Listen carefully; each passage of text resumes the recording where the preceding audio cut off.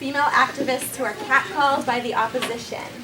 And as an example of some of the tips that we have in this training, they're saying that an effective bystander intervention might surround the woman, facing towards the woman and away from the attacker.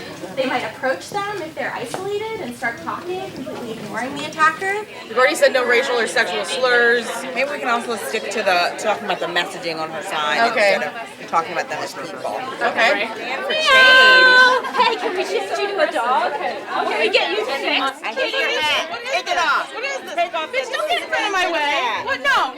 What is this? Stand for change. Get a job. Whatever. Get a job. Totally walked away before I even reacted. They moved in quick. You really did. You were like, I am bystander. I am standing by, waiting to engage. Thoughts on how that went? Let's hear from people who were targeted on how that went. Let's start there. So I was the Muslim girl on the bus because it felt fitting. And what they did, they just completely enveloped me, and it was like a wall. And he couldn't even get to me or say anything after a while.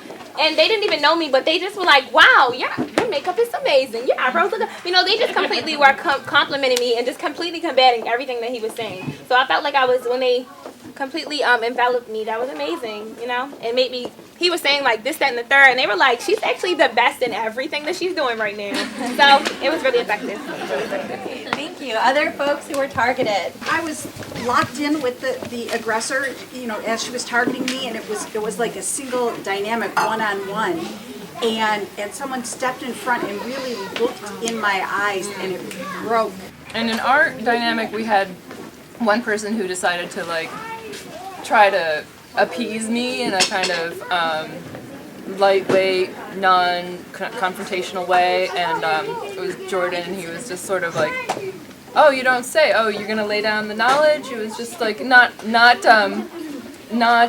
testing me back, and wasn't because I was trying to say things like, "Have you done any research? You don't know anything, and I have all these statistics," and he was like, "Oh, that's so interesting for you, but very lightweight, very light," and so suddenly my attention turned towards him and away from the person I was targeting originally. I didn't feel threatened by him.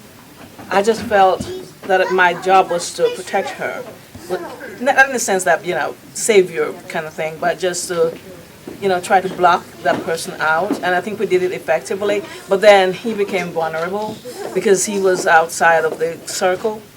And I started worrying about him. And so we came up with an idea that maybe instead of one person, maybe two, there, for support.